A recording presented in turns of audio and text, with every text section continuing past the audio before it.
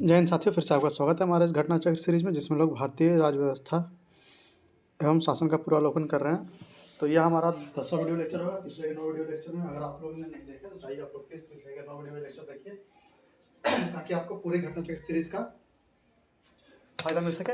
और अगर आप लोग हमारे चैनल पर नए हैं और अभी तक हमारे चैनल को सब्सक्राइब नहीं किया तो प्लीज़ प्लीज़ प्लीज़ इसे सब्सक्राइब करके हमें सपोर्ट करें। आप लोगों के लिए कमेंट बॉक्स खुला हुआ है, कमेंट बॉक्स में आप कुछ भी कमेंट करके पूछ सकते हैं, कोई भी सुझाव दे सकते हैं, या कुछ भी अगर आपको बात करना हो तो आप कमेंट बॉक्स में मैसेज कर सकते हैं, कोई दिक्कत नहीं है।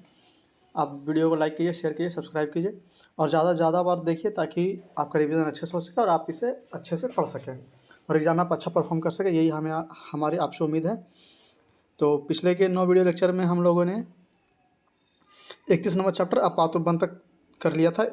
आज हम लोग 32 नंबर चैप्टर शुरू करेंगे, जिसमें होगा वित्त आयोग।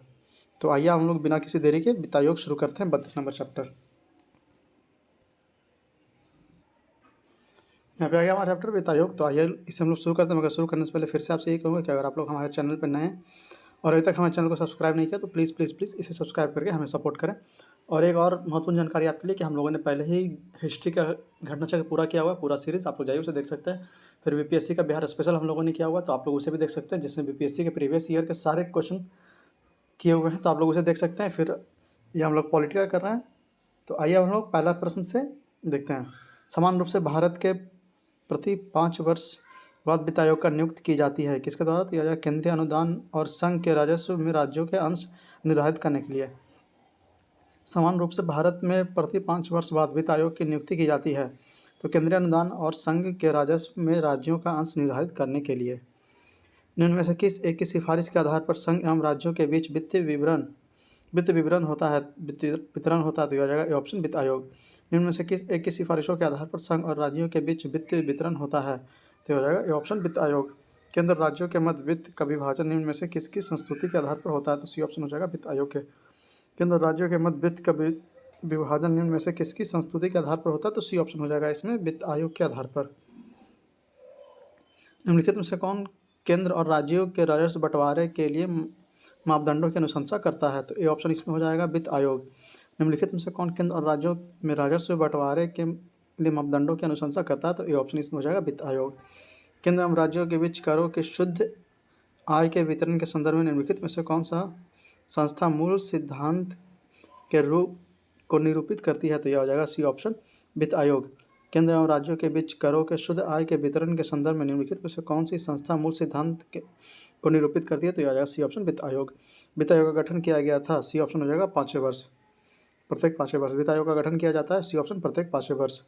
वित्त आयोग का गठन किया जाता है तो बी ऑप्शन हो जाएगा 5 वर्ष की अवधि के लिए। वित्त आयोग का गठन किया जाता है, बी ऑप्शन 5 वर्ष की अवधि के लिए। यहाँ पे कथन कारण वाला प्रश्न दिया हुआ, वित्त आयोग के अध्यक्ष व सदस्यों की योग्यताओं का निर्धारण भारत के राष्ट्रपति करते हैं, यह बिल्कुल गलत है। और फिर अध्यक्ष व सदस्यों की नियुक्ति भारत के राष्ट्रपति के द्वारा होती है, यह बिल्कुल सही है। तो इसमें डी ऑप्शन हो जाएगा, ए गलत है परंतु आर सही है। फिर से वित्त आयोग के अध्यक्ष व सदस्यों की योग्यता का निर्धारण भारत के राष्ट्रपति करते हैं, यह बिल्कुल गलत है। अध्यक्ष व सदस्यों की नियुक्ति भारत के राष्ट्रपति के द्वारा होती है, यह बिल्कुल सही है। तो इसमें डी ऑप्शन हो जाएगा, ए गलत है किंतु आर सत्य है। निम्नलिखित कथनों पर विचार कीजिए। वित्त आयोग के कार्य हैं, तो इसमें कौन कौन से कार्य हैं यह देखिए। भारत के संचित निधि से धन निकालने की अनुमति देना, यह बिल्कुल सही है। प्रत्येक करों के भागों को राज्यों के बीच में बांटना, यह भी सही है। सहायता अनुदान के लिए राज्यों के आवेदनों पर विचार करना, यह गलत है। संघ सरकार तथा राज्य सरकारें बजट के प्रावधानों के अनुसार करों की उगाही कर रही है या नहीं, इसकी देखरेख करना तथा उस पर रिपोर्ट देना, यह भी बिल्कुल सही हो जाएगा। तो बी ऑप्शन उसमें हो जाएगा, 1, 2 और 4 सही है, तीसरा नंबर स्टेटमेंट इसमें गलत है। वित्त आयोग का मुख्य कार्य है, कौन सा मुख्य कार्य है? तो आइए देखते हैं। ये ऑप्शन इसमें हो जाएगा, केंद्रीय करों में राज्यों के भाग तथा केंद्रों द्वारा राज्यों के लिए दी जाने वाली वित्तीय सहायता के सिद्धांत निर्धारित करना। वित्त आयोग का मुख्य कार्य कौन सा हो जाएगा? तो ए ऑप्शन इसमें हो जाएगा, केंद्रीय करों में राज्यों के भाग तथा केंद्र द्वारा राज्यों के लिए दी जाने वाली वित्तीय सहायता का सिद्धांत निर्धारित करना। वित्त आयोग राष्ट्रपति की संस्तुति भेजने में मुख्य रूप से संबंधित है, इसमें डी ऑप्शन हो जाएगा, ए तथा बी दोनों, मतलब राज्यों को दिए जाने वाले अनुदान के सिद्धांत से और राज्यों एवं केंद्र के बीच करों के बंटवारे से। वित्त आयोग राष्ट्रपति की संस्तुति भेजने में मुख्य रूप से संबंधित है, तो इसमें ए ऑप्शन हो जाएगा, राज्यों को दिए जाने वाले अनुदान के सिद्धांत से, और बी ऑप्शन हो जाएगा, राज्यों एवं केंद्रों के बीच करों के बंटवारे से।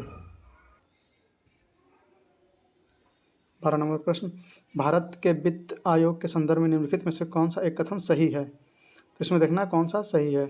तो वह अवसंरचना विकास हेतु विदेशी पूंजी अंतर्प्रवाह प्रोत्साहित करता है, या बिल्कुल गलत है। वह सार्वजनिक क्षेत्र के प्रतिष्ठानों में समुचित वित्त वितरण को सुगम बनाता है, यह भी गलत है। वह वित्तीय प्रशासन में प्रमशदाता सुनिश्चित करता है, यह भी बिल्कुल गलत है। तो डी ऑप्शन इसमें हो जाएगा। इस संदर्भ में उपयुक्त ए, बी तथा सी कथनों में कोई भी सही नहीं है, मतलब तीनों का तीनों स्टेटमेंट इसमें गलत है। आप लोग यहाँ विवरण बॉक्स में नीचे पढ़ सकते हैं इसका शुद्ध रूप। भारत में संघीय वित्त आयोग संबंध रखता है किससे? तो बी ऑप्शन इसमें हो जाएगा, राज्य एवं केंद्रों के बीच वित्त से। भारत में संघीय वित्त आयोग संबंध रखता है किससे? तो बी ऑप्शन इसमें हो जाएगा, राज्यों एवं केंद्रों के बीच वित्त से। केंद्र और राज्यों के मध्य वित्त का बंटवारा किसकी सिफारिश पर होता है? तो बी ऑप्शन इसमें हो जाएगा, वित्त आयोग की सिफारिश पर। केंद्र और राज्यों के मध्य वित्त का बंटवारा किसकी सिफारिश से होता है? तो बी ऑप्शन इसमें हो जाएगा, वित्त आयोग की सिफारिश से। 12वें वित्त आयोग के अध्यक्ष कौन थे? तो डी ऑप्शन इसमें हो जाएगा, सी रंगराजन। 12वें वित्त आयोग के अध्यक्ष कौन थे? तो सी रंगराजन हो जाएंगे, डी ऑप्शन। संविधान लागू होने के पश्चात अब तक कितने बार वित्त आयोग बनाए जा चुके हैं? तो इसका आंसर स्टार मार्क दिया हुआ है, क्योंकि यह हर 5 वर्ष बनाया जाता है। तो ये 1999 का प्रश्न है, तो इसलिए यह चेंज होते रहता है। आप लोग यहाँ विवरण बॉक्स में ऊपर पढ़ सकते हैं इसके बारे में विशेष। 13वें वित्त आयोग के अध्यक्ष कौन थे? तो आ जाएगा सी ऑप्शन, विजय केलकर। 13वें वित्त आयोग के अध्यक्ष कौन थे? तो सी ऑप्शन, विजय केलकर। 14वें वित्त आयोग के अध्यक्ष निम्नलिखित में से कौन थे? तो इसका आंसर यहाँ पे सी हो जाएगा, वाई.वी. रेड्डी। 14वें वित्त आयोग के अध्यक्ष कौन थे? तो वाई.वी. Reddy, C option. वित्त आयोग का एक चेयरमैन होता है और सी ऑप्शन 4 अन्य सदस्य। वित्त आयोग का एक चेयरमैन होता है और सी ऑप्शन 4 अन्य सदस्य होते हैं। निम्नलिखित में कौन वित्त आयोग द्वारा की गई प्रत्येक सिफारिश को संसद के प्रत्येक सदन के समक्ष रखवाता है? तो ए ऑप्शन हो जाएगा, भारत के राष्ट्रपति। निम्नलिखित में से कौन वित्त आयोग द्वारा किए गए प्रत्येक सिफारिश को संसद के प्रत्येक सदन के समक्ष रखवाएगा? तो ए ऑप्शन इसमें हो जाएगा, भारत के राष्ट्रपति। यहाँ पे कथन कारण वाला प्रश्न है। राज्य वित्त आयोग एक संवैधानिक निकाय है, यह बिल्कुल सही है। संघीय वित्त आयोग पंचायतों को वित्तीय सहायता देने के लिए संस्तुति नहीं कर सकता, यह बिल्कुल गलत है। तो सी ऑप्शन इसमें हो जाएगा, ए सही है किंतु आर गलत है। फिर से देखते हैं, राज्य वित्त आयोग एक संवैधानिक निकाय है, यह बिल्कुल सही है। संघीय वित्त आयोग पंचायतों को वित्तीय सहायता देने के लिए संस्तुति नहीं कर सकता, यह बिल्कुल गलत है। तो सी ऑप्शन इसमें हो जाएगा, ए सही है किंतु आर गलत है। राज्य वित्त आयोग के संबंध में निम्नलिखित कथनों में कौन सा सही है? तो बी ऑप्शन इसमें सही हो जाएगा, यह एक संवैधानिक संस्था है। राज्य वित्त आयोग के संबंध में निम्नलिखित कथनों में कौन सा एक सही है? तो बी ऑप्शन इसमें सही हो जाएगा, यह एक संवैधानिक संस्था है। राज्य वित्त आयोग है एक, तो यह हो जाएगा सी ऑप्शन, संवैधानिक संस्था। राज्य वित्त आयोग है एक कौन सा? तो सी ऑप्शन, संवैधानिक संस्था। तो 23 प्रश्न के साथ यह चैप्टर यहीं पर समाप्त होता है। आगे अगला चैप्टर शुरू हो जाएगा, योजना आयोग तथा नीति आयोग। तो आइए पहला प्रश्न देखते हैं, योजना आयोग का अंत किस प्रधानमंत्री ने किया? तो ए ऑप्शन इसमें हो जाएगा, नरेंद्र मोदी। योजना आयोग का अंत किस प्रधानमंत्री ने किया? तो ए ऑप्शन, नरेंद्र मोदी ने। भारत में नीति आयोग की स्थापना जनवरी 2015 में की गई। सी ऑप्शन हो जाएगा, संघीय मंत्रिपरिषद द्वारा पारित एक विशिष्ट प्रस्ताव से। भारत में नीति आयोग की स्थापना जनवरी 2015 में की गई। तो सी ऑप्शन इसमें हो जाएगा, संघीय मंत्रिपरिषद द्वारा पारित एक विशिष्ट प्रस्ताव से। योजना आयोग को प्रतिस्थापित करने हेतु निम्नांकित में से किस दिन नीति आयोग अस्तित्व में आया? तो सी ऑप्शन इसमें हो जाएगा, 1 जनवरी 2015। योजना आयोग को प्रतिस्थापित करते हुए निम्नांकित में से किस दिन नीति आयोग अस्तित्व में आया? तो सी ऑप्शन इसमें हो जाएगा, 1 जनवरी 2015 को। नीति आयोग के प्रथम उपाध्यक्ष कौन थे? तो सी ऑप्शन इसमें हो जाएगा, अरविंद पनगड़िया। नीति आयोग के प्रथम उपाध्यक्ष कौन थे? तो सी ऑप्शन इसमें हो जाएगा, अरविंद पनगड़िया।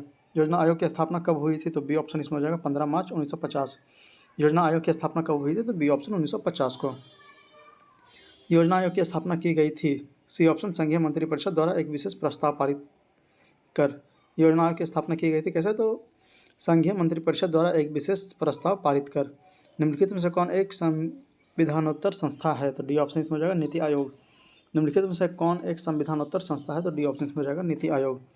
निम्नलिखित में से कौन एक संविधानोत्तर संस्था है? तो बी ऑप्शन, नीति आयोग। निम्नलिखित में से कौन एक संविधानोत्तर संस्था है? तो बी ऑप्शन, नीति आयोग। निम्नलिखित में से कौन एक संवैधानिक निकाय नहीं है? तो डी ऑप्शन इसमें हो जाएगा, योजना आयोग। निम्नलिखित में से कौन एक संवैधानिक निकाय नहीं है? तो डी ऑप्शन हो जाएगा, योजना आयोग। निम्नलिखित में से कौन एक संविधानोत्तर संस्था है? तो सी ऑप्शन इसमें हो जाएगा, योजना आयोग। निम्नलिखित में से कौन एक संविधानोत्तर संस्था है? तो सी ऑप्शन इसमें हो जाएगा, योजना आयोग। निम्नलिखित में से कौन एक संविधान का अंग नहीं है? तो डी ऑप्शन इसमें हो जाएगा, योजना आयोग। निम्नलिखित में से कौन एक संवैधानिक संस्था निकाय नहीं है? तो बी ऑप्शन हो जाएगा, योजना आयोग। निम्नलिखित में से किस निकाय या किन निकायों का संविधान में उल्लेख नहीं है? तो इसमें हो जाएगा राष्ट्रीय विकास परिषद, योजना आयोग और क्षेत्रीय परिषद, तीनों हो जाएंगे। डी ऑप्शन 1, 2, 3 तीनों उत्तर इसमें सही है। फिर से निम्नलिखित में से किस निकाय या निकायों का संविधान में उल्लेख नहीं है? तो राष्ट्रीय विकास परिषद का नहीं है, योजना आयोग का नहीं है और क्षेत्रीय परिषद का नहीं है। तो डी ऑप्शन इसमें हो जाएगा 1, 2 और 3। भारत के योजना आयोग का प्रथम अध्यक्ष कौन थे? तो बी ऑप्शन इसमें हो जाएगा पंडित जवाहरलाल नेहरू। भारत के योजना आयोग के प्रथम अध्यक्ष कौन थे? तो बी ऑप्शन इसमें हो जाएगा पंडित जवाहरलाल नेहरू। योजना आयोग के अध्यक्ष कौन होते हैं? तो बी ऑप्शन इसमें हो जाएगा प्रधानमंत्री। योजना आयोग के अध्यक्ष कौन होते हैं? तो बी ऑप्शन इसमें हो जाएगा प्रधानमंत्री। योजना आयोग के प्रधान अध्यक्ष हैं कौन? तो डी ऑप्शन इसमें हो जाएगा प्रधानमंत्री। योजना आयोग के प्रधान अध्यक्ष कौन है? तो डी ऑप्शन इसमें हो जाएगा प्रधानमंत्री। नीति आयोग के विषय में निम्नलिखित में से कौन सा एक सही नहीं है? तो बी ऑप्शन इसमें हो जाएगा, इसमें एक पूर्णकालिक अध्यक्ष होते हैं। यह ऑप्शन गलत है। नीति आयोग के विषय में निम्नलिखित में से कौन एक सही नहीं है? तो बी ऑप्शन इसमें गलत हो जाएगा, इसमें एक पूर्णकालिक अध्यक्ष होते हैं। यह बिल्कुल गलत है। इनमें कौन नीति आयोग से संबंधित है? तो ए ऑप्शन इसमें हो जाएगा नरेंद्र मोदी। इनमें कौन नीति आयोग से संबंधित है? तो ए ऑप्शन नरेंद्र मोदी। योजना आयोग के उपाध्यक्ष कौन किससे समकक्ष होते हैं? तो सी ऑप्शन इसमें हो जाएगा कैबिनेट मंत्री। योजना आयोग के उपाध्यक्ष किसके समकक्ष होते हैं? तो सी ऑप्शन इसमें हो जाएगा कैबिनेट मंत्री के। योजना आयोग के उपाध्यक्ष को भारत सरकार के सरकारी वरीयता क्रम से महत्व का दर्जा दिया गया है। तो ये ऑप्शन इसमें हो जाएगा भारत सरकार के कैबिनेट मंत्री के समान। योजना आयोग के उपाध्यक्ष को भारत सरकार के सरकारी वरीयता क्रम से महत्व का दर्जा दिया गया। तो ये ऑप्शन इसमें हो जाएगा भारत सरकार के कैबिनेट मंत्री के समान। 21 नंबर प्रश्न, भारत में इनमें से कौन योजना आयोग के उपाध्यक्ष नहीं रहा है? तो सी ऑप्शन हो जाएगा पी चिदम्बरम। भारत में इनमें से कौन योजना आयोग के अध्यक्ष नहीं रहा है? तो बी ऑप्शन सी ऑप्शन इसमें हो जाएगा पी चिदम्बरम। यहाँ पे कथन कारण वाला प्रश्न दिया हुआ, योजना आयोग का आर्थिक मंत्रिमंडल परिभाषित किया गया है केवल संघ हेतु नहीं अपितु राज्य हेतु भी। यह बिल्कुल सही है। राष्ट्रीय संसाधनों के संतुलित उपयोग हेतु पंचवर्षीय योजनाओं का निर्माण करना, यह भी बिल्कुल सही है। तो बी ऑप्शन इसमें हो जाएगा। ए और आर दोनों सही है, परंतु आर सही स्पष्टीकरण नहीं है ए का। फिर से योजना आयोग को आर्थिक मंत्रिमंडल परिभाषित किया गया है केवल संघ हेतु नहीं अपितु राज्य हेतु भी, यह बिल्कुल सही है। यह राष्ट्रीय संसाधनों के संतुलित उपयोग हेतु पंचवर्षीय योजना का निर्माण करता है, यह भी बिल्कुल सही है। तो बी ऑप्शन इसमें हो जाएगा। ए और आर दोनों सही, परंतु आर सही स्पष्टीकरण नहीं है ए का। वित्त आयोग एवं योजना आयोग के परामर्श विलय का प्रस्ताव किसने दिया था? तो यह हो जाएगा C option M B Mathur. वित्त आयोग एवं योजना आयोग के परामर्श विलय का प्रस्ताव किसने दिया था? तो सी ऑप्शन इसमें हो जाएगा एम बी माथुर। भारत में राष्ट्रीय विकास परिषद कब गठित की गई थी? तो डी ऑप्शन इसमें हो जाएगा 6 अगस्त 1952। भारत में राष्ट्रीय विकास परिषद कब गठित की गई थी? तो डी ऑप्शन इसमें हो जाएगा 6 अगस्त 1952। निम्नलिखित में से कौन सा कथन सत्य नहीं है? तो इसमें देखना कौन सा गलत कथन है। तो बी ऑप्शन इसमें गलत हो जाएगा, भारत में नियोजन के लिए सर्वोच्च निर्णायक संस्था योजना आयोग है, यह बिल्कुल गलत है। निम्नलिखित में कौन सा कथन सत्य नहीं है? तो बी ऑप्शन इसमें गलत हो जाएगा, भारत में नियोजन के लिए सर्वोच्च निर्णायक संस्था योजना आयोग है, यह बिल्कुल गलत है। राष्ट्रीय विकास परिषद, इसमें देखना कौन सा सही है। राष्ट्रीय योजना की उन्नति पर चर्चा करती है, यह बिल्कुल सही है। राष्ट्रीय योजना के उद्देश्यों की प्राप्ति के उपाय सुझाती है, यह बिल्कुल सही है।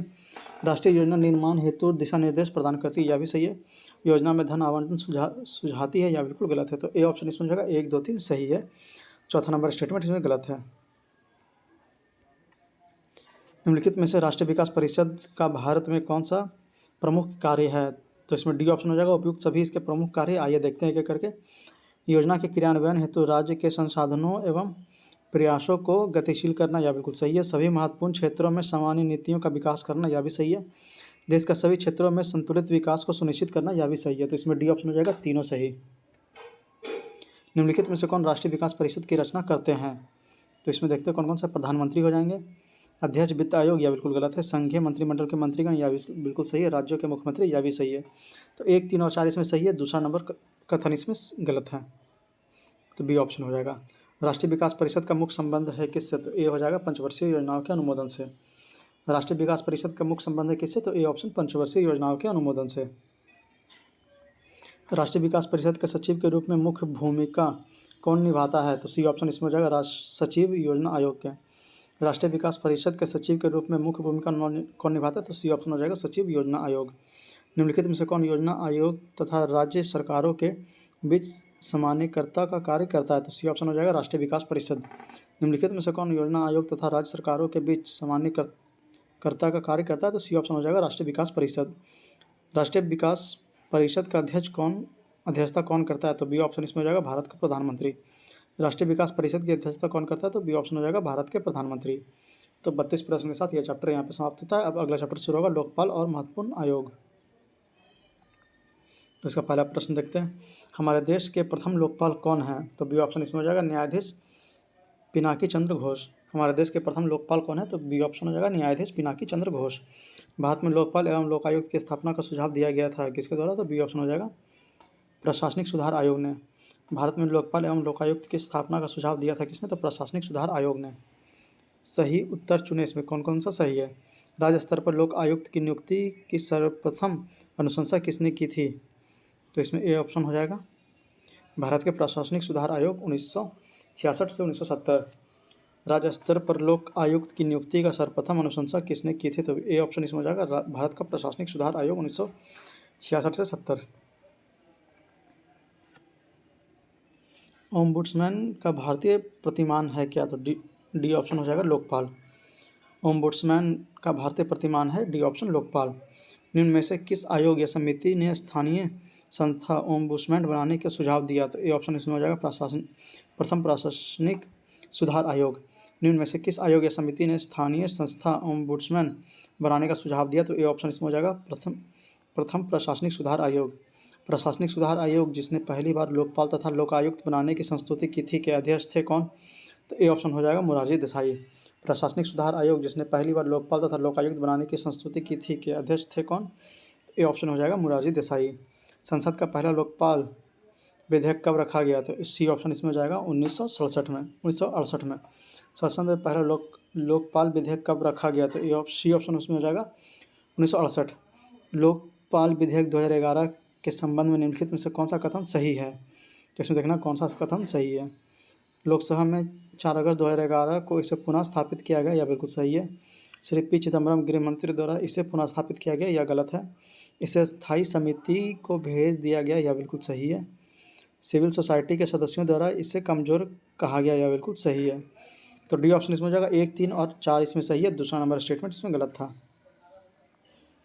लोकपाल बिल का मसौदा या आलेख तैयार करने हेतु पैनल में बुद्धिजीवी समाज के प्रतिनिधियों में सम्मिलित है कौन कौन? तो इसमें हो जाएंगे अन्ना हजारे, संतोष हेगड़े और शांति भूषण।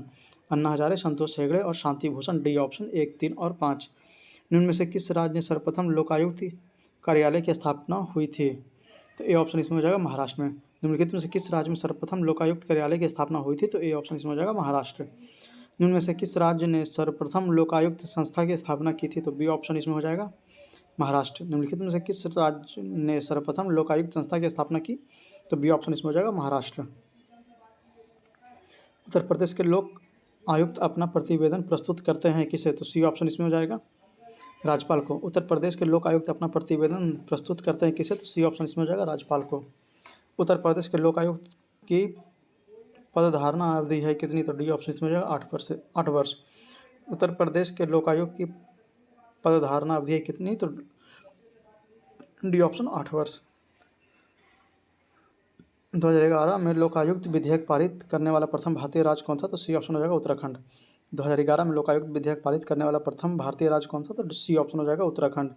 निम्नलिखित में से किन राज्यों में लोक आयुक्त अधिनियम ने मुख्यमंत्री को भी अपने दायरे में ले लिया? तो इसका आंसर स्टार मार्क दिया हुआ, आप चाहे तो नीचे विवरण बॉक्स में पढ़ सकते हैं।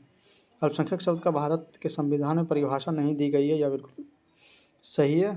फिर अल्पसंख्यक आयोग संवैधानिक निकाय नहीं है, यह बिल्कुल सही है। तो बी ऑप्शन इसमें हो जाएगा। ए और आर दोनों सही है, परंतु ए का सही व्याख्या आर नहीं करता है।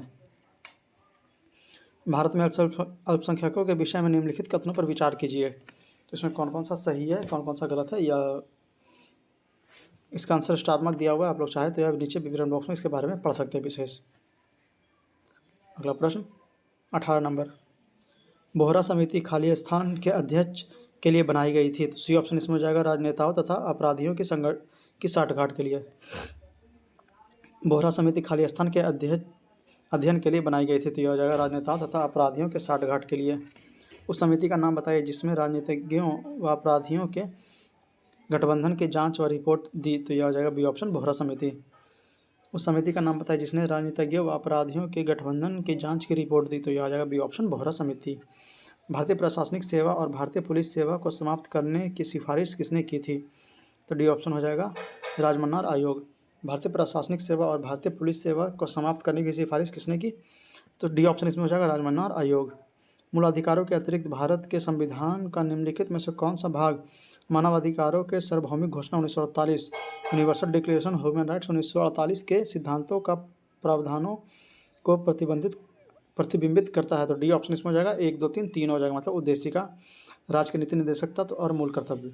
उद्देशिका, राज्य के नीति निर्देशक तत्व और मूल कर्तव्य तीनों हो जाएंगे, तो डी ऑप्शन हो जाएगा 1, 2 और 3। 22वां प्रश्न, संयुक्त राष्ट्र द्वारा मानवाधिकारों की विश्वव्यापी घोषणा को कब अपनाया गया, तो डी ऑप्शन इसमें हो जाएगा 10 दिसंबर 1948। संयुक्त राष्ट्र द्वारा मानव अधिकारों की विश्वव्यापी घोषणा को कब अपनाया गया, तो डी ऑप्शन हो जाएगा 10 दिसंबर 1948 को। Universal declaration of human rights में कुल कितने अनुच्छेद हैं, तो यह आ जाएगा C option 30। Universal declaration of human rights में कुल कितने अनुच्छेद है, तो 30 अनुच्छेद हैं। 10 दिसंबर मनाया जाता है किसके लिए, तो ये ऑप्शन मानवाधिकार दिवस के रूप में। 10 दिसंबर मनाया जाता है किसके लिए, तो ये ऑप्शन मानवाधिकार दिवस के रूप में। मानवाधिकारों का अवधारणा का प्रमुख बल है, तो डी ऑप्शन हो जाएगा मानव होने के नाते मानव गरिमा पर। मानव अधिकारों की अवधारणा का प्रमुख बल है, तो डी ऑप्शन इसमें हो जाएगा मानव होने के नाते मानव गरिमा पर। 26वां प्रश्न, निम्नलिखित में से कौन सा एक संयुक्त राष्ट्र द्वारा सूचीबद्ध मानवाधिकारों में से नहीं है, तो डी ऑप्शन इसमें हो जाएगा निजता का अधिकार। बाकी तीनों है, ए बी सी तीनों हैं। निम्नलिखित में से कौन एक संयुक्त राष्ट्र द्वारा सूचीबद्ध मानवाधिकारों में से नहीं है, तो डी ऑप्शन इसमें हो जाएगा निजता का अधिकार।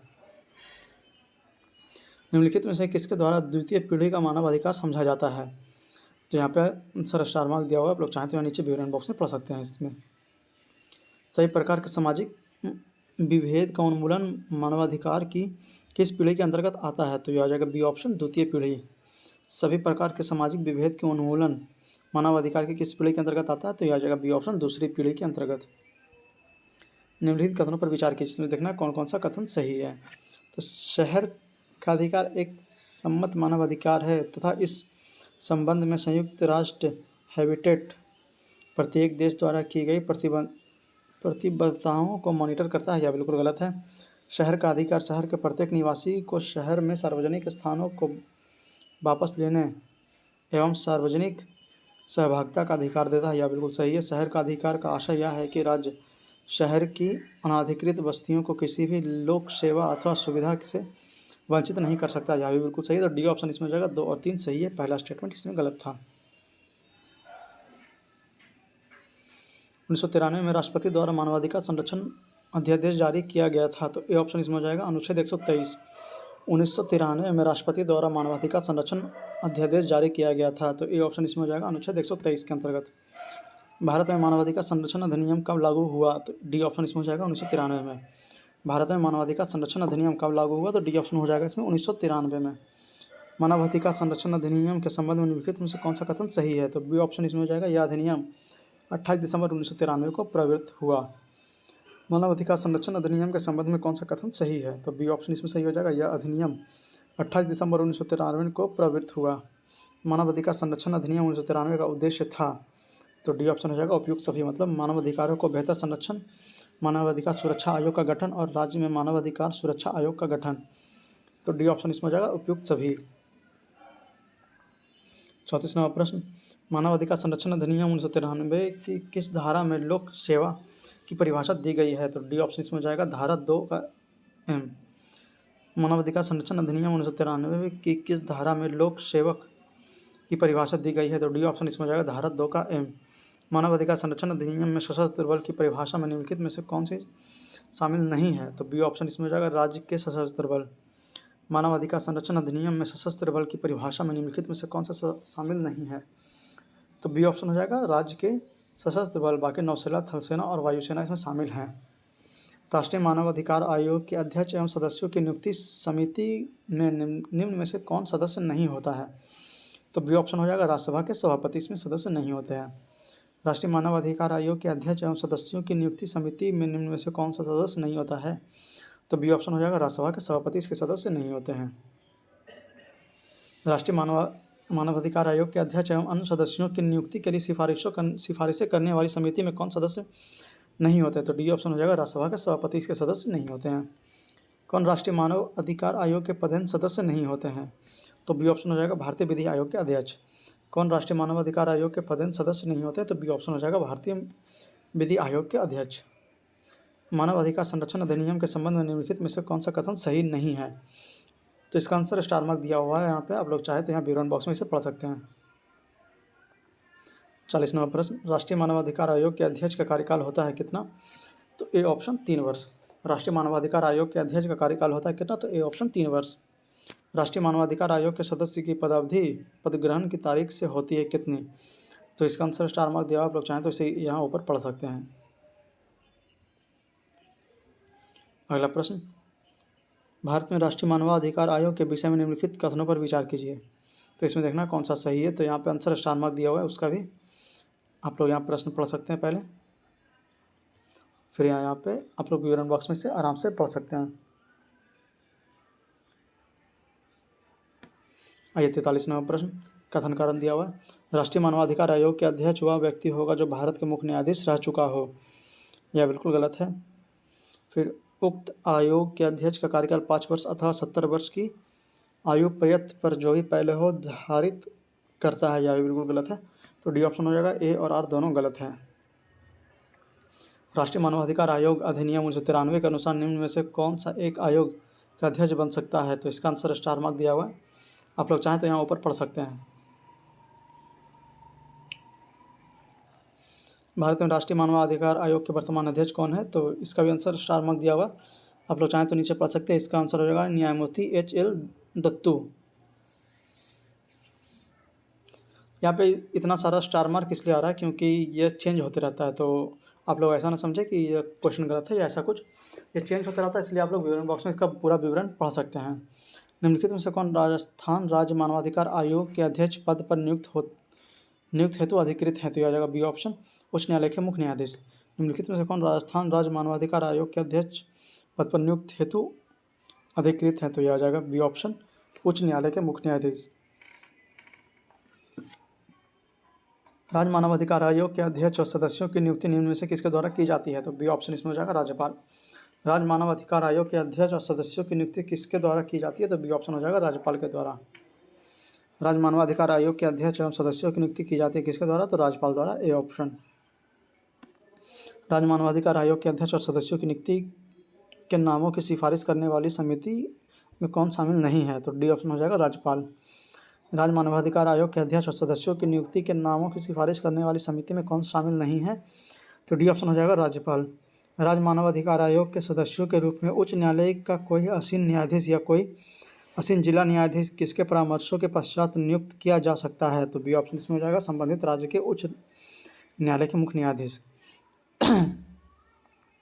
राज्य मानवाधिकार आयोग के सदस्य के रूप में उच्च न्यायालय का कोई आसीन न्यायाधीश या कोई आसीन जिला न्यायाधीश जिसके परामर्श के पश्चात नियुक्त किया जा सकता है? तो यह जाएगा बी ऑप्शन, संबंधित राज्य के उच्च न्यायालय का मुख्य न्यायाधीश। राज्य आयोग के अध्यक्ष के पद पर हुए रिक्ति की दशा में किसी एक सदस्य को अध्यक्ष के रूप में कार्य करने के लिए प्राधिकृत करने की शक्ति किसे है? तो यह जाएगा डी ऑप्शन, राज्यपाल। राज्य आयोग के अध्यक्ष के पद पर हुए रिक्त की दशा में किसी एक सदस्य के अध्यक्ष के रूप में कार्य करने के लिए प्राधिकृत करने की शक्ति किसे है? तो यह जाएगा डी ऑप्शन, राज्यपाल को। इनमें से कौन सा एक राज्य मानवाधिकार आयोग का कार्य नहीं है? तो यह जाएगा डी ऑप्शन, मानवाधिकार के उल्लंघन करने वाले को सजा देना। इनमें से कौन सा एक राज्य मानवाधिकार आयोग के कार्य नहीं है? तो यह आ जाएगा डी ऑप्शन, मानवाधिकारों के उल्लंघन करने वाले को सजा देना। बाकी ए, बी और सी इसके कार्य हैं। राज्य आयोग अपने वार्षिक प्रतिवेदन किसके समक्ष प्रस्तुत करता है? तो बी ऑप्शन इसमें हो जाएगा, राज्य सरकार। राज्य आयोग अपना वार्षिक प्रतिवेदन किसके समक्ष प्रस्तुत करता है? तो बी ऑप्शन हो जाएगा इसमें, राज्य सरकार। राज्य आयोग के प्रत्येक सदस्य एवं मानव अधिकार संरक्षण अधिनियम के अधीन कृतियों का प्रयोग करने के लिए आयोग का या राज्य आयोग द्वारा नियुक्त या अधिकृत प्रत्येक अधिकारी समझा जाता है? बी ऑप्शन हो जाएगा, लोक सेवक।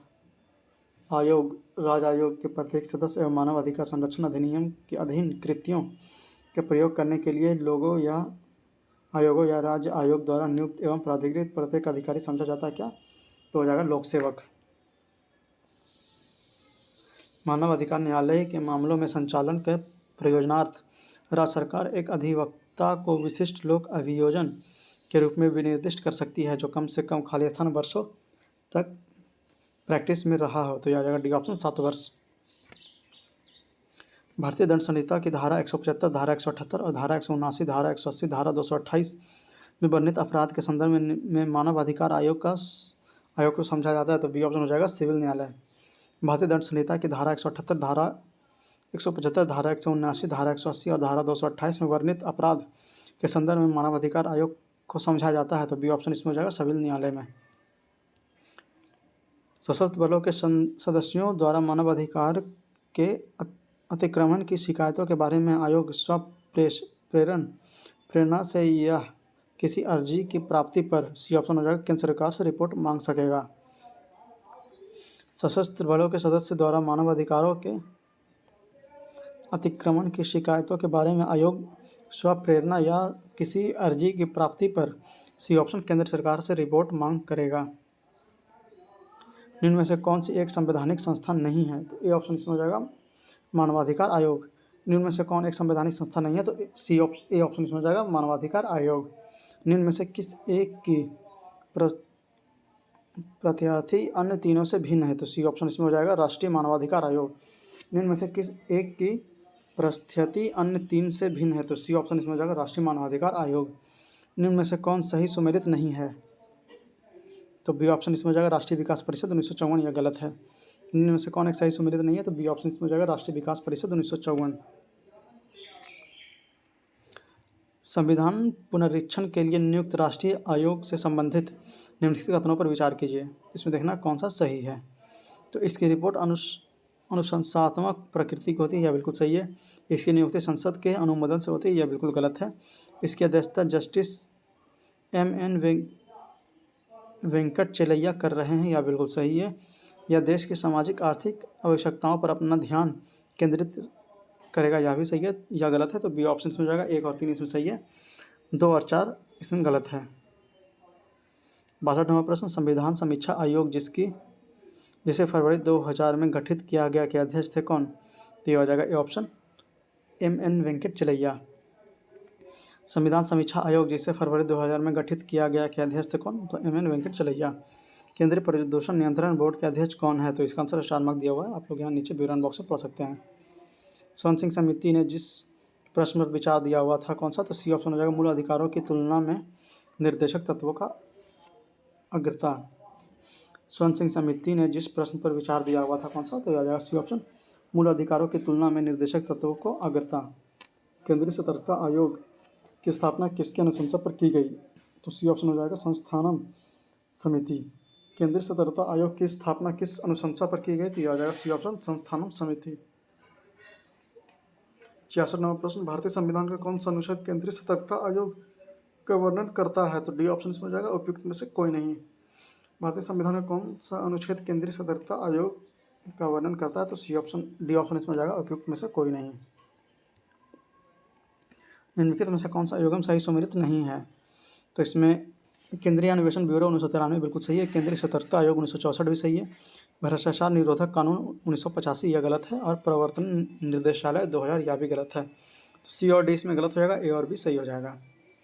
मंडल आयोग जिसके प्रस्तावों ने अक्षुण्ण विवाद का सूत्रपात किया को गठित करने वाले थे कौन? तो बी ऑप्शन इसमें हो जाएगा मोरारजी देसाई। मंडल आयोग जिसके प्रस्तावों ने अक्षुण्ण विवाद का सूत्रपात किया को गठित करने वाले थे कौन? तो यह आ जाएगा बी ऑप्शन मोरारजी देसाई। मंडल आयोग रिपोर्ट किस वर्ष प्रस्तुत की गई? तो सी ऑप्शन हो जाएगा 1980। मंडल आयोग रिपोर्ट किस वर्ष प्रस्तुत की गई? तो सी ऑप्शन हो जाएगा मोरारजी देसाई, 1980। वर्ष 1990 में अनुसूचित जाति एवं जनजाति राष्ट्रीय आयोग की रिपोर्ट के अनुसार अनुसूचित जाति एवं जनजाति के अत्याचार का कारण नहीं है। तो डी ऑप्शन हो जाएगा धार्मिक कारण। वर्ष 1990 में अनुसूचित जाति एवं जनजाति राष्ट्रीय आयोग की रिपोर्ट के अनुसार अनुसूचित जाति एवं जनजाति के अत्याचार का कारण नहीं है। तो डी ऑप्शन हो जाएगा धार्मिक कारण। भारत के संविधान में निम्नलिखित में से किस अनुच्छेद के अंतर्गत संघ लोक सेवा आयोग और राज्य लोक सेवा आयोग के प्रावधान किए गए? तो ए ऑप्शन हो जाएगा 315, अनुच्छेद 315। भारत के संविधान में निम्नलिखित में से किस अनुच्छेद के अंतर्गत संघ लोक सेवा आयोग और राज्य लोक सेवा आयोग प्रावधान किया गया है? तो अनुच्छेद 315 ए ऑप्शन। भारत में संघ लोक सेवा आयोग के लिए निम्न में से कौन सही है? तो बी ऑप्शन इसमें हो जाएगा, इसका राज्य लोक सेवा आयोग से कोई लेना देना नहीं है। भारत में संघ लोक सेवा आयोग के लिए निम्न में से कौन सही है? तो बी ऑप्शन हो जाएगा, इसका राज्य लोक सेवा आयोग से कोई लेना देना नहीं है। निम्नलिखित में से कौन सा एक सही है? संघ लोक सेवा आयोग एक, तो इसमें डी ऑप्शन हो जाएगा संवैधानिक संगठन। संघ लोक सेवा आयोग अपना वार्षिक प्रतिवेदन सौंपता है किसे? तो बी ऑप्शन हो जाएगा राष्ट्रपति को। संघ लोक सेवा आयोग अपना वार्षिक प्रतिवेदन सौंपता है किसे? तो बी ऑप्शन राष्ट्रपति को। दो या अधिक राज्यों के लिए एक संयुक्त राज्य लोक सेवा आयोग की स्थापना की जा सकती है। तो यदि संबंधित राज्य इस संबंध में करार करते हैं तो यह बिल्कुल सही है। संसद विधि द्वारा संयुक्त राज्य लोक सेवा आयोग नियुक्त करता है, तो यह भी बिल्कुल सही है। तो सी ऑप्शन हो जाएगा, ए और बी दोनों सही है। 76वां प्रश्न, ये सही विकल्प चुनें। दो अथवा दो से अधिक राज्यों के लिए संयुक्त लोक सेवा आयोग अध्यक्ष की नियुक्ति कौन करता है? तो ए ऑप्शन हो जाएगा भारत के राष्ट्रपति द्वारा। दो या दो से अधिक राज्यों के लिए संयुक्त लोक सेवा आयोग के अध्यक्ष नियुक्त कौन करता है? तो ए ऑप्शन हो जाएगा भारत के राष्ट्रपति द्वारा। 77वां प्रश्न, राज्य लोक सेवा आयोग के अध्यक्ष किसके द्वारा नियुक्त किया जाता है? तो सी ऑप्शन हो जाएगा इसमें राज्य के राज्यपाल। राज्य लोक सेवा आयोग के अध्यक्ष किसके द्वारा नियुक्त किया जाता है? तो सी ऑप्शन हो जाएगा इसमें राज्य के राज्यपाल। राज्य लोक सेवा आयोग के सदस्य की नियुक्ति किसके द्वारा की जाती है? तो बी ऑप्शन हो जाएगा इसमें राज्यपाल। राज्य लोक सेवा आयोग के सदस्य की नियुक्ति किसके द्वारा की जाती है? तो बी ऑप्शन राज्यपाल। संविधान के किस अनुच्छेद के अंतर्गत लोक सेवा आयोग के सदस्य को हटाया जा सकता है? तो सी ऑप्शन हो जाएगा 317। संविधान के किस अनुच्छेद के अंतर्गत लोक सेवा आयोग के सदस्य को हटाया जा सकता है? तो सी ऑप्शन 317 के अंतर्गत। राज्य लोक सेवा आयोग के सदस्य को हटाया जा सकता है कैसे? तो सी ऑप्शन इसमें हो जाएगा उच्च न्यायालय की जांच के परामर्श के पश्चात राष्ट्रपति द्वारा। राज्य लोक सेवा आयोग के सदस्य को हटाया जा सकता है कैसे? तो सी ऑप्शन हो जाएगा उच्चतम न्यायालय की जांच के पश्चात राष्ट्रपति द्वारा। निम्न में से कौन से पदाधिकारी को हटाने में संसद की कोई भूमिका नहीं होती है? तो डी ऑप्शन इसमें हो जाएगा केवल 3, मतलब अध्यक्ष संघ लोक सेवा आयोग के। निम्न में से कौन से पदाधिकारी को हटाने में संसद की कोई भूमिका नहीं होती है? तो अध्यक्ष संघ लोक सेवा आयोग के। डी ऑप्शन केवल 3। निम्न में से किस मामले में राज्य लोक सेवा आयोग के परामर्श नहीं लिया जा सकता? तो डी ऑप्शन हो जाएगा सिविल सेवाओं की स्थानांतरण पर। निम्न में से किस मामले में राज्य लोक सेवा आयोग से परामर्श नहीं लिया जाता है? तो डी ऑप्शन इसमें हो जाएगा सिविल सेवाओं के स्थानांतरण पर। किस राज्य लोक सेवा आयोग के कार्यों को निम्नलिखित में से किस एक के अनुमोदन से संघ लोक सेवा आयोग को सौंपा जा सकता है? तो डी ऑप्शन इसमें हो जाएगा भारत के राष्ट्रपति। किसी राज्य लोक सेवा आयोग के कार्यों को निम्नलिखित में से किस एक के अनुमोदन से संघ लोक सेवा आयोग को सौंपा जा सकता है? तो डी ऑप्शन इसमें हो जाएगा भारत के राष्ट्रपति। संघ लोक सेवा आयोग राज्य की आवश्यकताओं की पूर्ति के लिए सहमत हो सकता है? तो डी ऑप्शन हो जाएगा राज्यपाल की मांग और राष्ट्रपति की संस्तुति पर। संघ लोक सेवा आयोग राज्य की आवश्यकताओं की पूर्ति के लिए सहमत हो सकता है? तो डी ऑप्शन हो जाएगा राज्यपाल की मांग और राष्ट्रपति की संस्तुति पर। उत्तर प्रदेश के राज्य लोक सेवा आयोग के कार्यों का विस्तार किया जा सकता है? तो डी ऑप्शन हो जाएगा उत्तर प्रदेश विधानमंडल द्वारा। उत्तर प्रदेश के राज्य लोक सेवा आयोग के कार्यों का विस्तार किया जा सकता है? तो डी ऑप्शन हो जाएगा उत्तर प्रदेश विधानमंडल द्वारा। उत्तर प्रदेश लोक सेवा आयोग के व्यय किस निधि पर भारित होते हैं? तो बी ऑप्शन इसमें हो जाएगा राज्य के संचित निधि पर। उत्तर प्रदेश लोक सेवा आयोग के व्यय किस निधि पर भारित होते हैं? तो बी ऑप्शन इसमें हो जाएगा राज्य के संचित निधि पर। राजस्थान लोक सेवा आयोग अपने कार्यों का प्रतिवेदन प्रस्तुत करता है? तो सी ऑप्शन हो जाएगा राज्यपाल के समक्ष। राजस्थान लोक सेवा आयोग अपने कार्यों का प्रतिवेदन प्रस्तुत करता है? तो सी ऑप्शन हो जाएगा राज्यपाल के समक्ष। भारत में पहली बार लोक सेवा आयोग की स्थापना जिस अधिनियम से हुई वह कौन सा था? तो सी ऑप्शन हो जाएगा government of India act 1919। Bharat में पहली बार लोक सेवा आयोग की स्थापना जिस अधिनियम से हुई वह कौन सा था? तो हो जाएगा C option government of India act 1919। किस प्रावधान के अंतर्गत मध्य प्रदेश लोक सेवा आयोग का गठन किया गया? तो बी ऑप्शन इसमें हो जाएगा राज्य पुनर्गठन अधिनियम 1956 की धारा 118 के 3। किस प्रावधान के अंतर्गत मध्य प्रदेश लोक सेवा आयोग का गठन किया गया? तो हो जाएगा राज्य पुनर्गठन अधिनियम 1956 की धारा 118 clause 3। Union public service commission के प्रथम महिला अध्यक्ष का नाम है? तो बी ऑप्शन हो जाएगा रोज बैथ्यू। यूनियन पब्लिक सर्विस कमीशन के प्रथम महिला अध्यक्ष का नाम क्या है? तो यह है रोज बैथ्यू। भारत के संदर्भ में नौकरशाही का निम्नलिखित में से कौन सा उपयुक्त चरित्र चित्रण है? तो डी ऑप्शन जिसमें हो जाएगा लोकनीति के कार्यान्वित करने वाला अभिकरण। भारत के संदर्भ में नौकरशाही का निम्नलिखित में से कौन सा उपयुक्त चरित्र चित्रण है? तो डी ऑप्शन इसमें हो जाएगा लोक नीति के कर्तव्य क्रियान्वित करने वाले अभिकरण। निम्नलिखित में से भारतीय संविधान का कौन सा अनुच्छेद प्रसाद का सिद्धांत उल्लेखित करता है? तो सी ऑप्शन हो जाएगा अनुच्छेद 310। निम्नलिखित में से भारतीय संविधान का कौन सा अनुच्छेद प्रसाद का सिद्धांत उल्लेखित करता है? तो सी ऑप्शन हो जाएगा अनुच्छेद 310। 93वां प्रश्न, सिविल सेवा में सुधार हेतु पीसी होता समिति का गठन किस वर्ष किया गया था? तो यह हो जाएगा बी ऑप्शन 2004 में। सिविल सेवाओं में सुधार हेतु पीसी होता समिति का गठन किस वर्ष किया गया था? तो बी ऑप्शन हो जाएगा 2004 में। तो 93वें प्रश्न के साथ यह चैप्टर यहीं पर समाप्त होता है। अगला चैप्टर शुरू होगा अस्थायी विशेष प्रावधान। तो इसका पहला प्रश्न देखते हैं। भारतीय संविधान के किस अनुच्छेद में विभिन्न राज्यों से संबंधित विशिष्ट प्रावधान का उल्लेख है? तो सी ऑप्शन इसमें हो जाएगा अनुच्छेद 371। भारतीय संविधान के किस अनुच्छेद में विभिन्न राज्यों से संबंधित विशिष्ट प्रावधान का उल्लेख है? तो सी ऑप्शन अनुच्छेद 371। भारत के संविधान के अनुच्छेद 371 खा में निम्न राज्यों में से किसके लिए विशेष उपबंध प्रावधानित है? तो यह हो जाएगा बी ऑप्शन असम। भारत के संविधान का अनुच्छेद 371 खा में निम्न राज्यों में से किस एक के लिए विशेष उपबंध प्रावधानित है? तो बी ऑप्शन हो जाएगा असम। निम्नलिखित राज्यों में से किसके लिए संविधान के अनुच्छेद 371 के अंतर्गत विशेष प्रावधान किया गया है? तो बी ऑप्शन हो जाएगा महाराष्ट्र तथा गुजरात। निम्नलिखित राज्यों में से किसके लिए संविधान के अनुच्छेद 371 के अंतर्गत विशेष प्रावधान किया गया है? तो बी ऑप्शन इसमें हो जाएगा महाराष्ट्र तथा गुजरात। भारतीय संविधान के अनुच्छेद 371 न के अंतर्गत देश के किस क्षेत्र को विशेष स्थिति प्रदान की गई है? तो बी ऑप्शन इसमें हो जाएगा हैदराबाद और कर्नाटक। भारतीय संविधान के 371 न के अंतर्गत देश के किस क्षेत्र को विशेष स्थिति प्रदान की गई? तो बी ऑप्शन इसमें हो जाएगा हैदराबाद और कर्नाटक।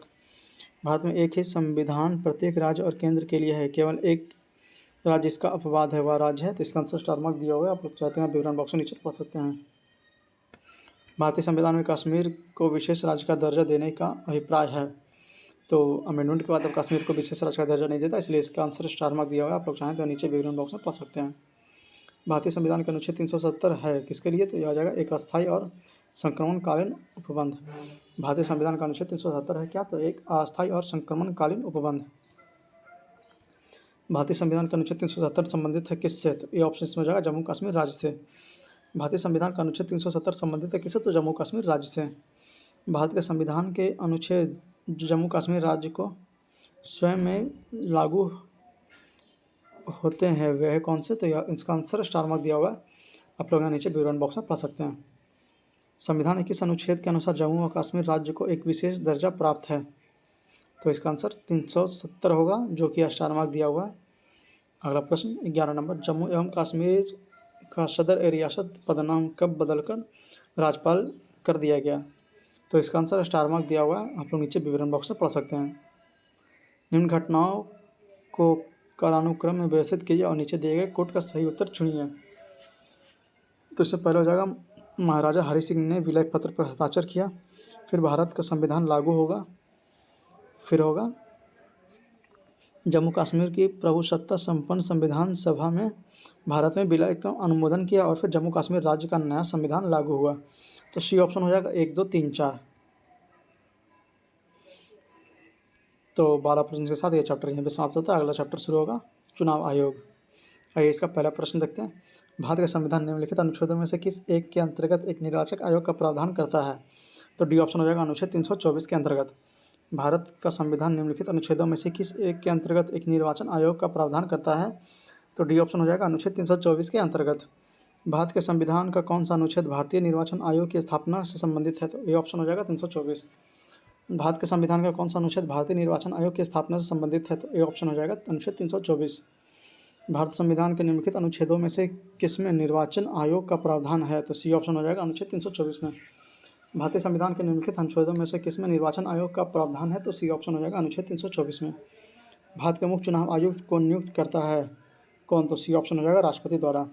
भारत के मुख्य चुनाव आयुक्त को नियुक्त किया जाता है किसके द्वारा? तो राष्ट्रपति के द्वारा, सी ऑप्शन। भारत के संदर्भ में निम्नलिखित कथनों पर विचार कीजिए, तो इसमें देखना कौन कौन सा सही है। तो बी ऑप्शन इसमें हो जाएगा 2 और 3 सही है, 1 और 4 इसमें गलत है। आइए सही वाला देखते हैं। मुख्य चुनाव आयुक्त वही वेतन पाने का हकदार है जितना उच्चतम न्यायालय का न्यायाधीश को दिया जाता है। और तीसरा नंबर है मुख्य चुनाव आयुक्त को उच्चतम न्यायालय के किसी न्यायाधीश को हटाने के तरीके के और कारणों के अतिरिक्त किसी अन्य तरीके और कारणों से उसके पद से नहीं हटाया जा सकता। तो इसमें 2 और 3 सही है, इसका आंसर बी हो जाएगा, बी ऑप्शन। 1 और 4 गलत है। निम्न कथनों पर विचार कीजिए, तो इसमें देखना कौन सा सही है। भारत के निर्वाचन आयोग एक मुख्य निर्वाचन आयुक्त को उच्चतम न्यायालय के न्यायाधीश के वेतन के बराबर वेतन का संदेह किया जाता है, यह बिल्कुल सही है।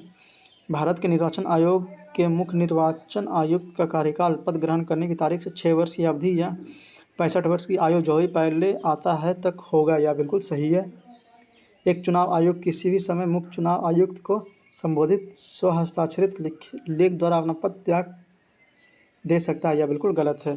तो इसका आंसर ए हो जाएगा। 1 और 2 सही है, तीसरा नंबर ऑप्शन इसमें स्टेटमेंट गलत है। भारत के मुख्य निर्वाचन आयुक्त का पदावधि क्या है, तो इसमें सी ऑप्शन हो जाएगा। 6 वर्ष या 65 वर्ष की आयु जो भी पहले हो। भारत के मुख्य निर्वाचन आयुक्त की पदावधि क्या है, तो यह आ जाएगा सी ऑप्शन, 6 वर्ष या 65 वर्ष की आयु जो भी पहले हो। भारत के मुख्य निर्वाचन आयुक्त का पद समकक्ष होता है किसके, तो इसका आंसर स्टार मार्क दिया हुआ है, आप लोग चाहते हैं आप विवरण बॉक्स में पढ़ सकते हैं। मुख्य चुनाव आयुक्त को पदच्युत किया जा सकता है कैसे, तो राष्ट्रपति द्वारा और संसद के दोनों सदनों के सदस्यों के 2/3 बहुमत से प्रमाणित कदाचार के आधार पर। तो बी और डी दोनों इसका आंसर हो जाएगा। ए और सी इसका आंसर गलत है। यहाँ पे कथन कारण वाला प्रश्न दिया हुआ है, संसद तथा राज्य विधानमंडलों के स्वतंत्र तथा निष्पक्ष चुनाव कराने की शक्ति एवं स्वतंत्र इकाई अर्थात निर्वाचन आयोग को दी गई है, यह बिल्कुल सही है। निर्वाचन आयुक्तों को पद से हटाने का अधिकार कार्यपालिका के पास है, तो यह भी बिल्कुल सही है। तो ए और आर दोनों इसमें सही हो जाएगा, किंतु आर सही स्पष्टीकरण नहीं है ए का। अगला प्रश्न 11 नंबर, मुख्य चुनाव आयुक्त को पदच्युत किया जा सकता है कैसे, तो बी ऑप्शन, उस प्रक्रिया द्वारा जो सर्वोच्च न्यायालय के न्यायाधीशों पर लागू होती है।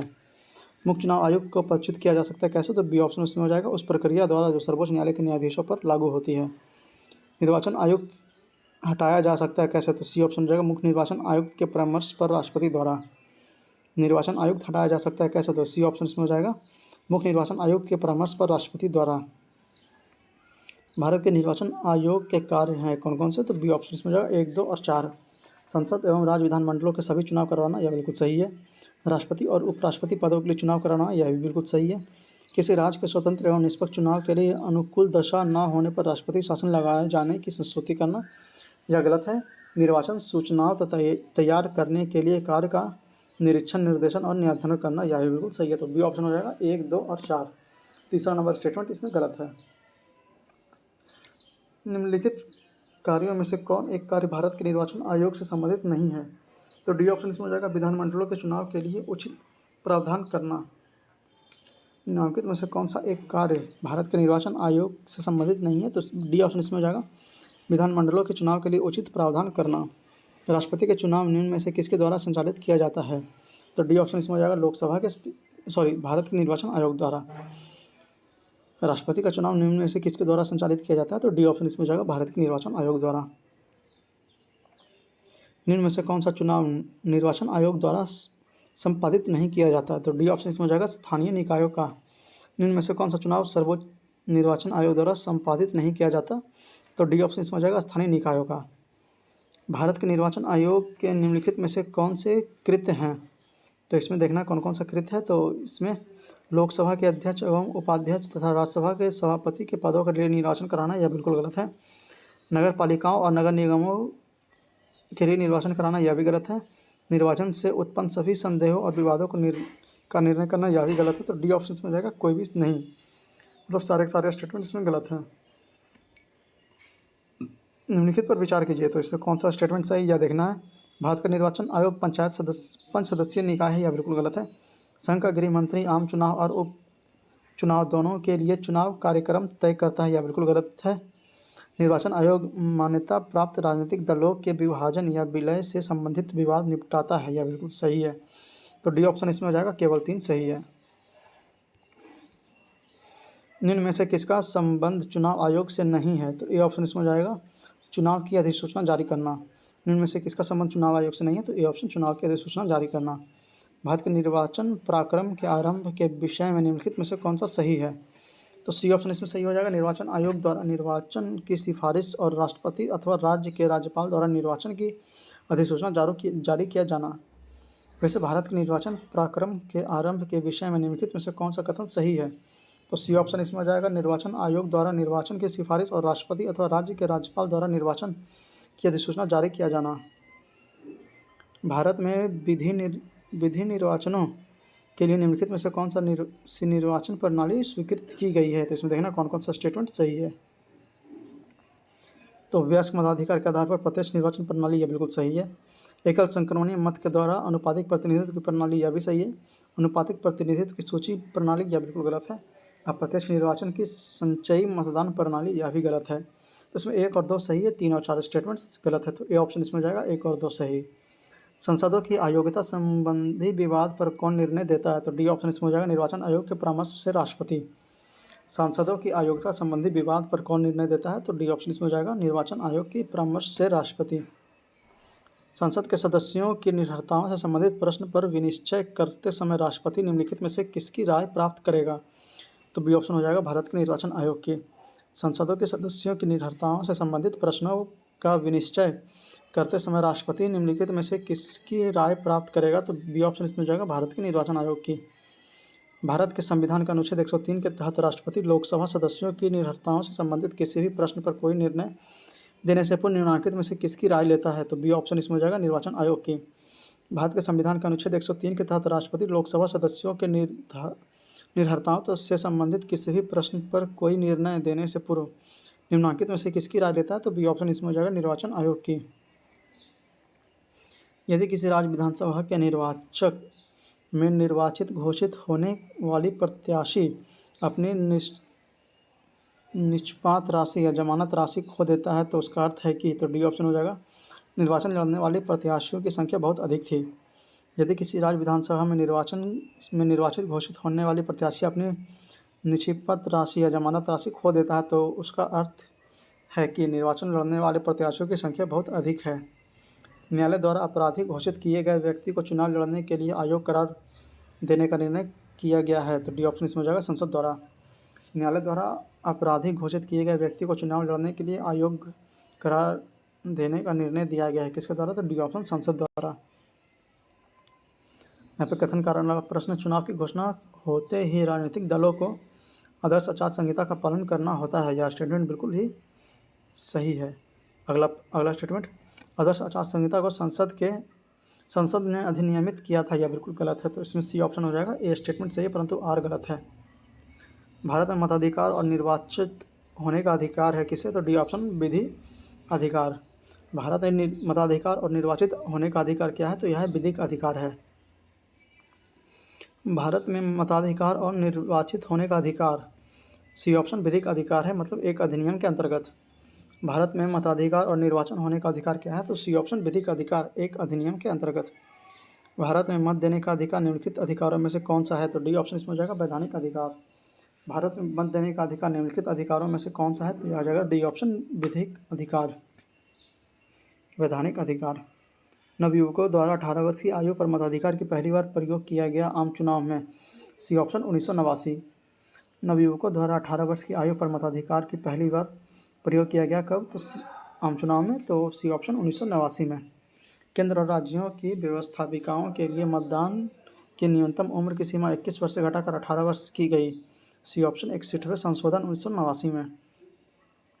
केंद्र और राज्यों की व्यवस्थापिकाओं के लिए मतदान की न्यूनतम उम्र की सीमा 21 वर्ष से घटाकर 18 वर्ष की गई, तो सी ऑप्शन हो जाएगा, 61वें संशोधन 1989 से।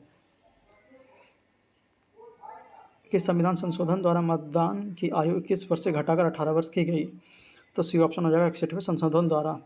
कि संविधान संशोधन द्वारा मतदान की आयु 21 वर्ष से घटाकर 18 वर्ष की गई, तो सी ऑप्शन हो जाएगा, 61वें संशोधन द्वारा। भारतीय संविधान के 61वें संशोधन निम्नलिखित में से किस एक से संबंधित है? तो सी ऑप्शन इसमें हो जाएगा, मतदाताओं की आयु घटाए जाने से। भारतीय संविधान के 61वें संशोधन निम्नलिखित में से किस एक से संबंधित है? तो सी ऑप्शन इसमें हो जाएगा, मतदाताओं की आयु घटाए जाने से। संविधान के किस अनुच्छेद में वयस्क मताधिकार को मान्यता दी गई है? तो सी ऑप्शन इसमें हो जाएगा, अनुच्छेद 326 को। संविधान के किस अनुच्छेद में वयस्क मताधिकार को मान्यता दी गई है? तो सी ऑप्शन इसमें हो जाएगा, अनुच्छेद 326 को।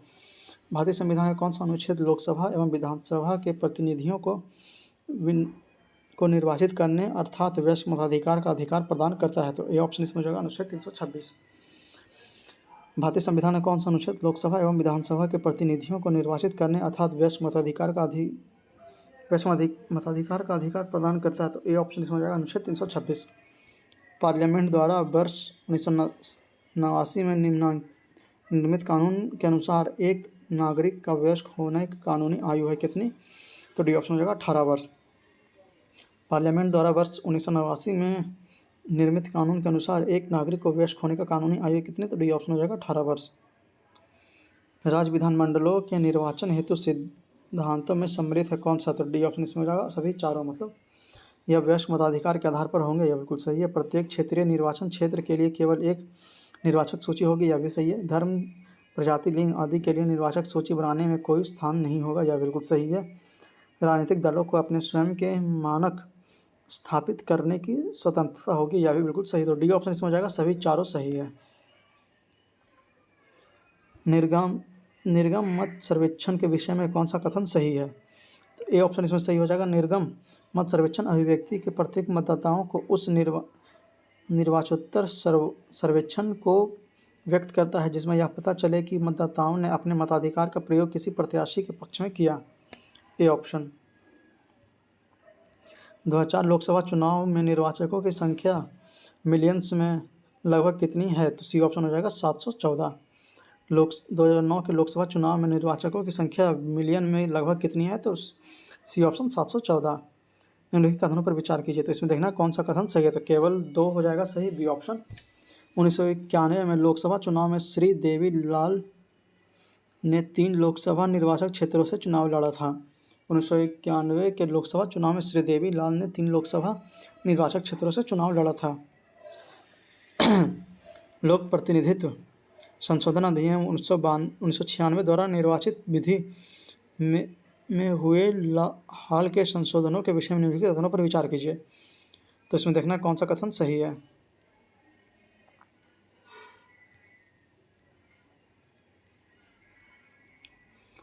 तो बी ऑप्शन हो जाएगा। 1, 2 और 4 कथन इसमें सही है। देखते हैं कौन कौन सा है। तो भारतीय राष्ट्रीय ध्वज अथवा भारत के संविधान के अपमान के अपराध के लिए किसी दोषित होने पर दोषित की तिथि से 6 वर्ष के लिए संसद और राज्य विधानमंडलों में चुनाव लड़ने की अयोग्यता हो जाएगी, यह बिल्कुल सही है। जो लोकसभा के लिए चुनाव लड़ने हेतु अभ्यर्थी द्वारा जमा किए जाने वाले प्रतिभूति निष्पक्ष में वृद्धि की गई है, यह बिल्कुल सही है। फिर चौथा नंबर स्टेटमेंट, चुनाव लड़ने वाले किसी अभ्यर्थी की मृत्यु हो जाने पर अब किसी निर्वाचन को प्रत्यादेश नहीं किया जा सकता, यह बिल्कुल सही है। तो इसमें बी ऑप्शन हो जाएगा। 1, 2 और 4 सही है। दिनेश गोस्वामी समिति ने सिफारिश की थी क्या? तो सी ऑप्शन हो जाएगा। लोकसभा के चुनाव के सरकारी निधियमन की दिनेश गोस्वामी समिति ने सिफारिश की थी क्या? तो यह आ जाएगा सी ऑप्शन, लोकसभा के चुनाव के सरकारी निधियन का। दिनेश गोस्वामी समिति के संबंध था किससे? तो बी ऑप्शन हो जाएगा, निर्वाचन सुधार से। दिनेश गोस्वामी का संबंध था किससे? तो निर्वाचन सुधार से। लोकसभा एवं विधानसभा में सीटों का आरक्षण से संबंधित निम्नलिखित कथनों पर विचार कीजिए और सही विकल्प को चुनिए। तो इसमें देखना कौन कौन सा सही है।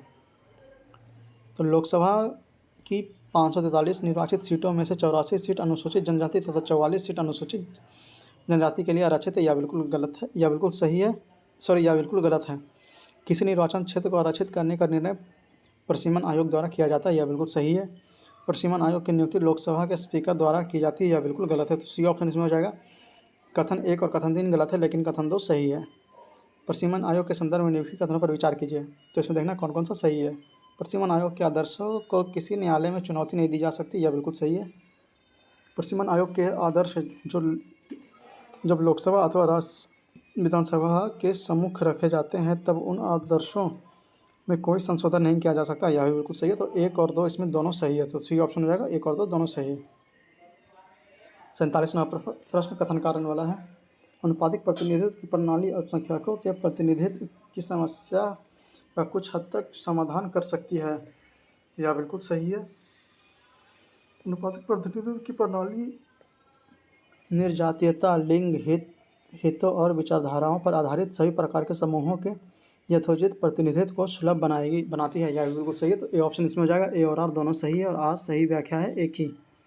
अनुपातिक प्रतिनिधित्व की व्यवस्था निर्वाचन कार्यपाली कार्यप्रणाली के रूप में सुनिश्चित की जाती है, तो डी ऑप्शन इसमें हो जाएगा। अल्पसंख्यकों के प्रतिनिधित्व को अनुपातिक प्रतिनिधित्व की व्यवस्था निर्वाचन कार्यप्रणाली के रूप में सुनिश्चित की जाती है, कैसे? तो डी ऑप्शन हो जाएगा। अल्पसंख्यकों के प्रतिनिधित्व को उस देश में अनुपातिक प्रतिनिधित्व आवश्यक नहीं जहां, बी ऑप्शन हो जाएगा, द्विदलीय प्रणाली विकसित हुई है। उस देश में अनुपातिक प्रतिनिधित्व आवश्यक नहीं है जहां द्विदलीय प्रणाली विकसित हुई है। भारत में मतदान के लिए प्रयोग की जाने वाली मशीन वीवीपैट का संस्करण क्या है? तो सी ऑप्शन हो जाएगा M3। भारत में मतदान के लिए प्रयोग की जाने वाली मशीन वीवीपैट का संस्करण क्या है? तो सी ऑप्शन हो जाएगा M3। निर्वाचन आयोग को 3 सदस्यीय आयोग किस वर्ष में बनाया गया? तो सी ऑप्शन हो जाएगा 1989। निर्वाचन आयोग को 3 सदस्यीय आयोग किस वर्ष बनाया गया? तो सी ऑप्शन हो जाएगा 1989 में। निर्वाचन निम्नलिखित में से कौन भारत के चुनाव आयोग का सदस्य नहीं था? तो बी ऑप्शन हो जाएगा NB लोहानी। निम्नलिखित में से कौन भारत के चुनाव आयोग का सदस्य नहीं था? तो बी ऑप्शन हो जाएगा NB लोहानी। 53वां प्रश्न, नीचे दिए कथनों पर ध्यान दीजिए, इसमें कौन सा सही है? भारत के प्रथम मुख्य निर्वाचन आयुक्त सुकुमार सेन थे, यह बिल्कुल सही है। भारत की पहली महिला मुख्य निर्वाचन आयुक्त रमा देवी थी, यह भी बिल्कुल सही है। तो सी ऑप्शन हो जाएगा। एक और दो दोनों सही है। 54वां प्रश्न, भारत की प्रथम महिला मुख्य निर्वाचन आयुक्त कौन थी? तो यह आ जाएगा C option BS Rama Devi. Bharat की प्रथम महिला मुख्य निर्वाचन आयुक्त कौन थे? तो BS रमा देवी थी, सी ऑप्शन। निम्नलिखित में से कौन नेशनल वोटर्स डे है? तो सी ऑप्शन हो जाएगा 25 जनवरी। निम्नलिखित में से कौन नेशनल वोटर्स डे है? तो सी ऑप्शन 25 जनवरी। राष्ट्रीय मतदाता दिवस मनाया जाता है कब? तो बी ऑप्शन 25 जनवरी को। राष्ट्रीय मतदाता दिवस मनाया जाता है कब? तो बी ऑप्शन 25 जनवरी को। तो 56 प्रश्न के साथ ये चैप्टर यहीं पे समाप्त होता है। अगला चैप्टर होगा राजनीतिक दल, जो कि हम अगले दिन स्टार्ट करेंगे या अगले वीडियो लेक्चर में आएगा।